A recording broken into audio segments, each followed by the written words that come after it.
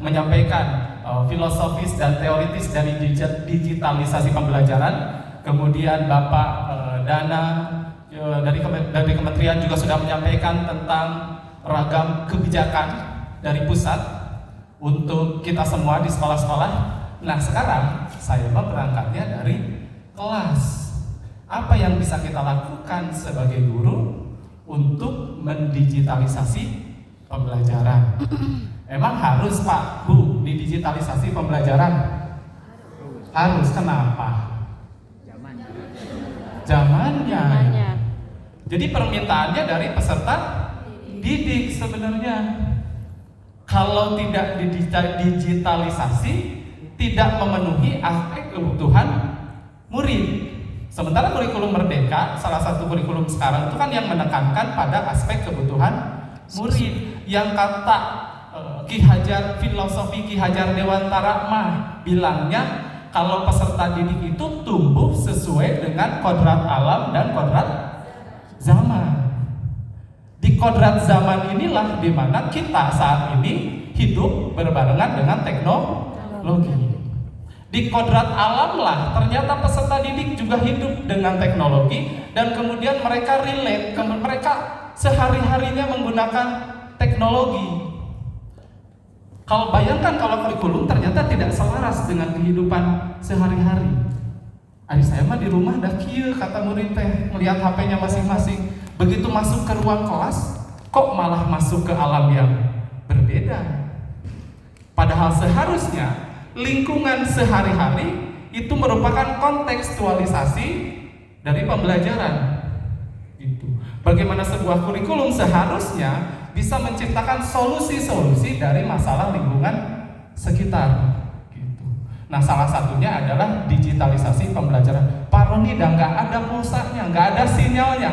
Nanti kita cari tahu sama-sama apa yang bisa kita lakukan di tengah semua keterbatasan itu. Gitu ya, Bapak Ibu. Yang berpihak pada murid, ada kenal dengan student center, terus teacher center. Kalau kurikulum Merdeka apa sebutannya? Student center atau teacher center? Student center oriented. Ada student center, ada teacher center, orientasi pada peserta didik, kebutuhan peserta didik. Yang kemudian Bapak Ibu mah kenal, kalau kita tuh harus kenal dulu sama peserta didik, kemudian dilakukan asesmen awal, gitu ya. Dulu mah terminologinya asesmen awal non kognitif dan asesmen awal kognitif. Kognitif itu berkaitan dengan daya intelektualnya. Kalau misalnya non kognitif itu profil belajarnya, kebutuhan muridnya, lingkungannya, orang tuanya, daya dukungnya dan seterusnya. Gitu ya. Oke. Kita lanjut ya.